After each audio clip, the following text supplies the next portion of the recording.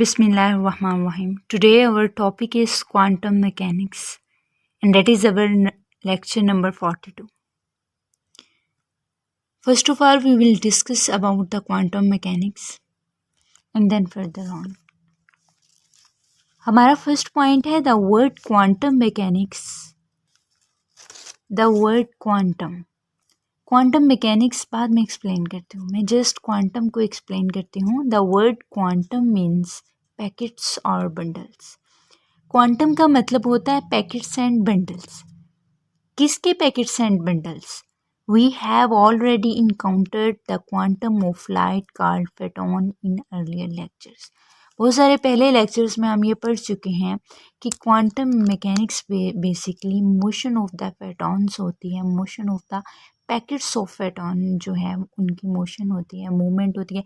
Basically mechanics का मतलब होता है मूवमेंट, मोशन, मोशन की स्टडी करना मैकेनिक्स कहलाता है. ठीक है, तो क्वांटम मैकेनिक्स वो मैकेनिक्स है जिसमें हम पैकेट्स और बंडल्स ऑफ द फोटॉन की मोशन को स्टडी करते हैं. ऑलराइट, हम अपने प्रीवियस लेक्चर्स में, हम प्रीवियस क्लासेस में ये चीज़ अच्छे से अंडरस्टैंड कर चुके हैं.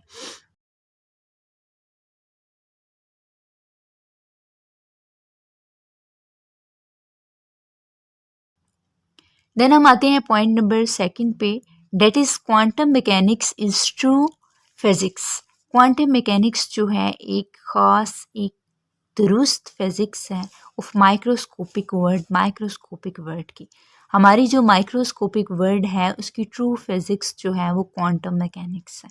ठीक है, to get idea of size in that word, किसी भी दुनिया में साइज़ का आइडिया लगाने के लिए या अपनी दुनिया में ही आइडिया लेने के लिए कि कितनी बड़ी हमारी दुनिया है, let us start from the atom which normally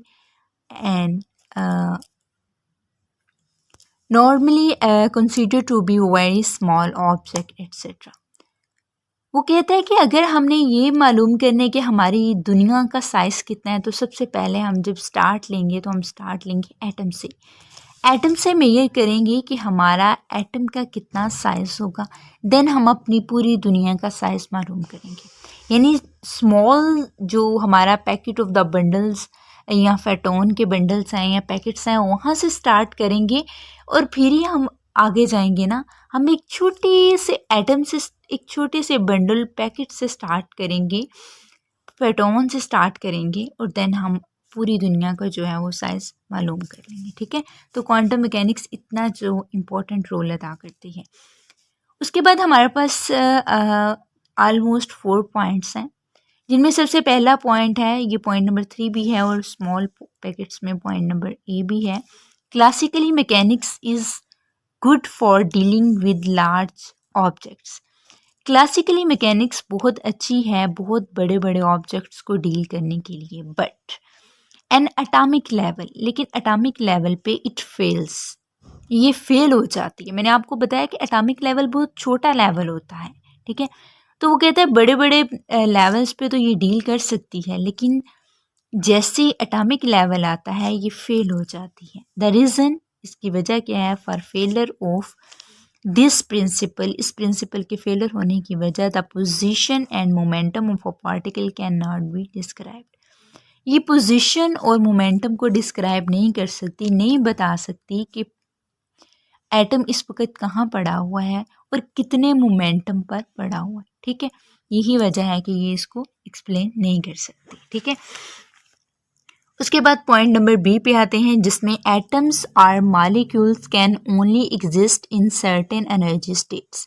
अब यहाँ पे लिमिट लगा दी गई है कि एटम्स और मॉलिक्यूल्स जो हैं वो एग्जिस्ट करते हैं एक एनर्जी की एक ख़ास स्टेट के ऊपर. They are also called allowed levels. ये वो लेवल्स कहलाते हैं जिनको हम अलाउ करते हैं, जिसे हम फिक्स करते हैं कि यहाँ तक आप जो हैं वो मौजूद हैं, और क्वांटम स्टेट्स या फिर इनको क्वांटम स्टेट्स हम कह सकते हैं. उसके बाद है point number C, atoms are molecules emit और एब्जॉर्ब एनर्जी. एटम्स और मॉलिक्यूल्स जो हैं वो या तो खारिज करते हैं एनर्जी पैकेट्स को या फिर एब्जॉर्ब यानी अपने अंदर जज़ब करते हैं. When they change their states. अब ये कब करते हैं? जब वो अपनी स्टेट्स को चेंज करते हैं, अपनी स्टेट्स को तब्दील करते हैं। जैसे ही अपनी स्टेट्स को तब्दील करते हैं, कुछ मालिक्यूल्स और एटम्स जो हैं वो निकल जाते हैं, खारिज हो जाते हैं, लीव कर देते हैं, और कुछ जो हैं वो एंटर हो जाते हैं। उसके बाद हम आते हैं अपने पॉइंट नंबर डी पे। Quantum mechanics always deals with probabilities. अब क्वांटम मैकेनिक्स जो है वो प्रोबेबिलिटीज़ पे डिपेंड करती है, यानी कि हो सकता है चांसेस में ये काम हो जाए या हो सकता है ये काम ना हो। चांसेस में, आइडियाज़ में, या किसी चीज़ को आप ये कह सकते हैं कि हो सकता है ये हो सकता है ये ना हो। ठीक है, चांसेस में आ सकती है चीज़, तो उसको वो डील करती है। उसके बाद अपने पॉइंट नंबर 4 पे आते हैं। ये बहुत वाइडर, बड़ा जिसे कहते हैं लेंथी पॉइंट था, लेकिन इसको थोड़ा सा क्या, बहुत ज़्यादा शॉर्ट करने की कोशिश मैंने की है, ताकि आप लेंथी चीज़ों से बच जाएं, आप बहुत ज़्यादा चीज़ों को डिस्कस करने से बच जाएं। वो जो इम्पॉर्टेंट चीज़ें हैं वो मैंने इनके सी पॉइंट्स में एक्सप्लेन कर दी हैं। सबसे पहला पॉइंट नंबर ए है द ब्लैक बॉडी रेडिएशंस। हमारी ब्लैक बॉडी रेडिएशंस हैं, ठीक है। द फोटो इलेक्ट्रिक इफेक्ट है, what brought about the quantum revolution. अब क्वांटम मैकेनिक्स में किस चीज़ ने इनकलाब बर्पा किया, तबाही मचाई। क्वांटम मैकेनिक्स में किस चीज़ ने तबाही मचाई, इनकलाब लेके आए? Black body radiation, photo electric effect, the stability of atom, puzzles of atomic spectra. ठीक है, puzzles of the atomic spectra ने, स्टेबिलिटी ऑफ द एटम्स ने। ठीक है, इन्होंने क्या किया था? रिवोल्यूशन लेके आए थे। इन सी पॉइंट्स हो गए। उसके बाद पॉइंट नंबर 5 पे आते हैं। इन quantum mechanics the uncertainty of particle position. कहते हैं कि क्वांटम मैकेनिक्स में जो अनसर्टेनिटी होती है पोजीशन की, पोजीशन पे भी तो अनसर्टेनिटी होती है ना हमारे पास। तो कहते हैं जो पोजीशन पे अनसर्टेनिटी होती है वो डेल एक्स इक्वल किसकी होती है? ए की होती है। So del x del p greater than h/2 के, और डेल पी यानी कि ये मोमेंटम को शो करता है। ठीक है, ये पोजीशन डेल एक्स और ये मोमेंटम को ए approximately h/2 del p whole square by 2m approximately h square 8m a का स्केयर। यहाँ पे अगर डायग्राम देखते हैं तो ये हमारे पास एक पार्टिकल पड़ा हुआ है जिसकी हमने फाइंड करनी है पोजीशन। तो हमारे पास ए जो है इसका क्या है? पार्टिकल की अनसर्टेनिटी है कि यहाँ ये इस तरफ हो सकता है, यहाँ ये इस तरफ हो सकता है। पॉइंट नंबर 6 पे आते हैं। The story repeats for uh harmonic oscillator. ये स्टोरी जो है अपने आप को रिपीट करती है हार्मोनिक ऑसिलेटर्स के लिए, जिनमें मिनिमम एनर्जी जो है 1/2 h/ओमेगा है। This is called the zero point. ये पॉइंट कौन सा कहलाता है? हमारा जीरो पॉइंट कहलाता है। सो 1/2 h/ओमेगा, 3/2 h/ओमेगा, 5/2 h/ओमेगा, 7/2 h/ओमेगा। ठीक है, ये पॉइंट्स हैं हमारे। पॉइंट नंबर 7 पे आते हैं। Kinetic energy would rise del x del p greater than h/2 says that if del x becomes small, del p must become big to compensate। देखिए, वो कहता है कि अगर डेल p हमारा जो है या डेल एक्स अगर हमारा स्मॉल हो जाता है तो डेल p को बड़ा होना पड़ेगा। एक अगर छोटा बन जाता है तो दूसरे को बड़ा बनना पड़ता है। अगर एक बड़ा बन जाता है ना तो दूसरे को छोटा बनना पड़ता है। ये आम फिनोमेना है। बिल्कुल इसी तरह ये आप आपस में कंपनसेट करने के लिए, एक दूसरे को सपोर्ट करने के लिए, एक अगर स्मॉल होता है तो दूसरा क्या हो जाता है? वो कैपिटल हो जाता है। ऑलराइट, पॉइंट नंबर 8 पे आते हैं। Quantum mechanics predict what is called tunnelling of particle through a potential barrier. Tunnelling अब क्या होता है? पार्टिकल्स का टनलिंग करना क्या होता है पोटेंशियल बैरियर के ऊपर? तो आप ये देख सकते हैं कि हमारे पास एक पोटेंशियल बैरियर में इलेक्ट्रॉन है, यहाँ से स्टार्ट हो रही है एनर्जी लेवल और यहाँ पे जाके इसकी एंडिंग हो रही है। So del E del t greater than h/2 हो जाएगा। पॉइंट नंबर 9 पे आते हैं।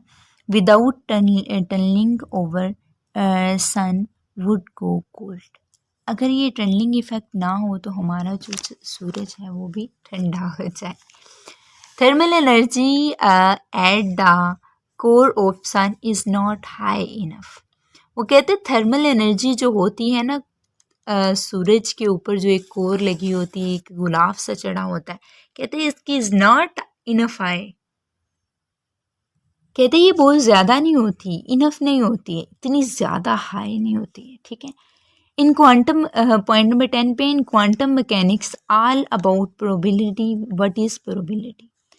अब क्वांटम मैकेनिक्स तमाम, क्या हमारी पूरी क्वांटम मैकेनिक्स प्रोबेबिलिटी पे बेस करती है। तो प्रोबेबिलिटी क्या कहलाती है basically? Probability is measure of likelihood that, probability is likelihood that an event will occur. अभी प्रोबेबिलिटी एक चांसेस में आ जाता है ना, शक में आ जाता है कि हो सकता है ये चीज़ अक्कर हो जाए, हो सकता है ये चीज़ हो जाए, हो सकता है ये चीज़ ना हो। If certain outcomes occur n times, अगर हमारी आउटकम्स एन टाइम्स, अब क्यों इसने लिए, कहते हैं 1 2 3 4 सो ऑन, कोई भी प्रोबेबिलिटी हमारी हो सकती है। तो प्रोबेबिलिटी हमारे पास एक जनरल केस लिए है ना, सो P इक्वल होगा n over small n over capital N। ये हमारे पास प्रोबेबिलिटी होगी, प्रोबेबिलिटी होगी small n by capital N। मतलब इसमें कोई भी आप वैल्यू पुट करो 1 2 3 4, जो भी आपकी अकॉर्डिंग टू कंडीशन आएगी, ठीक है। उसके बाद पॉइंट नंबर 11 पे जाते हैं, ये बड़ा इंपॉर्टेंट पॉइंट है। There is 2 states up and down. हमारे पास 2 स्टेट्स होती हैं, एक ये अप जा रही है, एक ये डाउन जा रही। अच्छा, ये सैम्पल्स आपने पहली दफ़ा देखे होंगे। यहाँ पे अगर ये एक straight line to cut line is called the kit, अगर ये वाली कट लाइन इधर आ जाए और ये वाली स्ट्रेट लाइन इधर आ जाए तो ये ब्रा कहलाता है। बट आपके लेवल पे जस्ट किट को एक्सप्लेन किया गया है, ठीक है। इस सैम्पल को हम क्या कहेंगे, इसको हम किट कहेंगे, ठीक है। इस सैम्पल को क्या कहेंगे, किट कहेंगे। और ये अप जा रहा है और ये क्या कर रहे हैं, डाउन जा रहा है, ठीक है। इस कंडीशन को हम आगे यूज़ करेंगे। पॉइंट नंबर 12 पे आते हैं। आप डायग्राम देख रहे हैं, ये हमारे पास N और ये हमारे पास S इलेक्ट्रॉन्स हैं। ये अप जा रहे हैं, ये अप जा रहे हैं N वाले, और ये क्या कर रहे हैं, डाउन जा रहे हैं। The electron can pointing either up और down to any chosen axis the beam split into 2 parts. वो कहते हैं कि हमारे पास जो इलेक्ट्रॉन्स हैं पॉइंट आउट किए हैं, एक अप जा रहा है दूसरा डाउन जा रहा है। ये इसी चीज़ को एक्सप्लेन करने के लिए नीचे कहते हैं इसके 2 पॉइंट्स हैं, ठीक है, 2 स्प्लिट्स पॉइंट है, एक ये पॉइंट, एक अप जा रहा है, एक डाउन जा रहा है। इसको क्या किया है, इसने एक्सप्लेन किया है, ठीक है। उसके बाद पॉइंट नंबर हम अपने 13 पे आते हैं। If A1 and A2 be amplitude of 2 possibilities to occur. वो कहते हैं हमारे पास अगर 2 पॉसिबिलिटीज़ आती हैं, हो सकता है वो एक हो A1 हो, दूसरी A2 हो, तो हमारे पास कैपिटल A इक्वल होगा A small A1 plus A2 के, ठीक है। उसके बाद हम नेक्स्ट जाते हैं जी फार्मूला पे। P बराबर होता है, ये हमारा क्या आ गया, मॉड आ गया A square A1 plus A2 का स्केयर P1 प्लस P2, ठीक है। अब P की वैल्यू पुट करेंगे A1 प्लस A2। अब P1 P2 एक ही चीज़ है ना, कैपिटल। अब ये देखें P बराबर है P1 बराबर है P2 के, ठीक है, ये एक ही चीज़ है। सो इसकी पुट की तो A1 प्लस A2 का स्केयर वो ले लिया, तो इसको जब खोला A1 का स्केयर प्लस A1 का स्केयर A1, ठीक है, इसका 2 टाइम आ गया plus.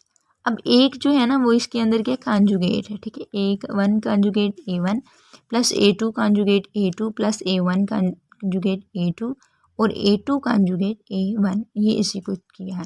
P1 plus P2 plus A1 का कॉन्जुगेट A2 प्लस A2 का कॉन्जुगेट A1 आ गया।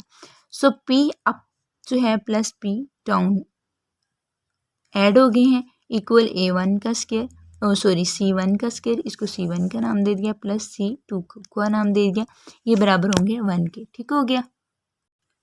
उसके बाद पॉइंट नंबर 14 पे आते हैं। आप इसको डायग्राम से ही वाज़ा किया गया। आपने डबल स्लिट फार्मूलाज एक्सपेरिमेंट्स मैंने आपको प्रीवियस लेक्चर्स में समझाए हैं, बिल्कुल वैसे ही हमारे पास ये देखें। आप एक स्लिट्स लगाई, यहाँ पे स्लिट्स लगाई हुई, यहाँ पे एक कैपिटल स्लिट स्क्रीन लगाई गई है, ठीक है। यहाँ पे ये क्या करिए, मर्ज हो रही।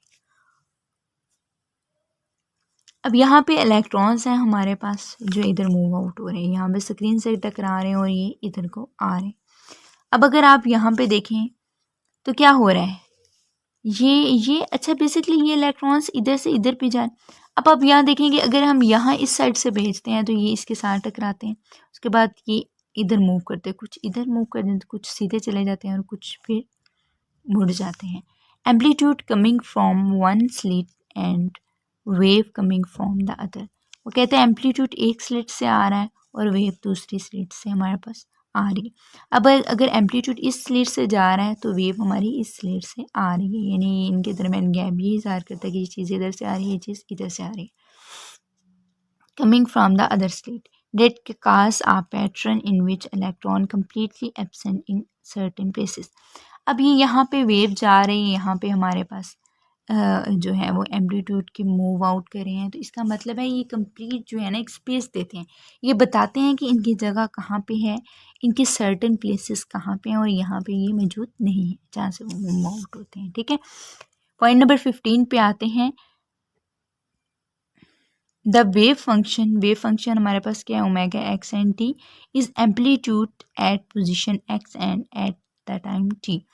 एट द टाइम टी और पोजीशन एक्स पे हमारे पास वेव फंक्शन होगा ओमेगा एक्स एंड टी के। ठीक है, उसके बाद सेकंड पॉइंट है जी ओमेगा एक्स एंड टी जो है उसका मॉड स्क्वायर में आएगा D x plus t x कब होगा, जब एट द टाइम टी होगा। ठीक है, अब उसको आगे देखें माइनस इन्फिनिटी से प्लस इन्फिनिटी तक ओमेगा एक्स एंड टी का होल स्क्वायर डी एक्स बराबर किसके है 1 के। ये पॉइंट आपने अच्छे से याद रखना है। ठीक हो गया, उसके बाद पॉइंट नंबर नेक्स्ट पे आते हैं omega x and T determined by solving Schrodinger wave equation. अब ये वाला फंक्शन हम कभी भी वैसे यूज़ नहीं ऐसे फाइंड नहीं कर सकते, हम हमेशा इसको फाइंड करने के लिए श्रोडिंगर वेव इक्वेशन की हेल्प लेंगे। ठीक है, उसके बाद पॉइंट नंबर 16 पे आ जाते हैं। पॉइंट नंबर 16 पे आपको मैं डायग्राम से वाज़ा करूँगी। The probability of finding the electron inside. A probability to finding the inside electrons first 32 है हमारे पास ये अंदर वाला। ठीक है, ये देखें, और उसके सेंटर में जो कहता है वो सेंट्रल जो सेकंड है हमारे पास वो 42, फर्स्ट 32 और इसी तरह 18% एंड 8% जो है ये प्रोबेबिलिटी एक्सेट्रा हमारे पास आ जाती है। यहाँ पे हमारा जो लेक्चर नंबर 42 है वो कंप्लीट हो जाता है। उम्मीद है कि आपको इसकी अच्छे से समझ आ गई। मैंने बहुत इसको शॉर्ट करने की ट्राई की ताकि आप अच्छे से समझ जाएं पॉइंट्स को, आप बर्डनाइज नहीं हो। मिलते हैं अपने नेक्स्ट लेक्चर के साथ, तब तक के लिए अपना और अपने प्यारों का बहुत सारा ख्याल रखें। अल्लाह हाफिज़।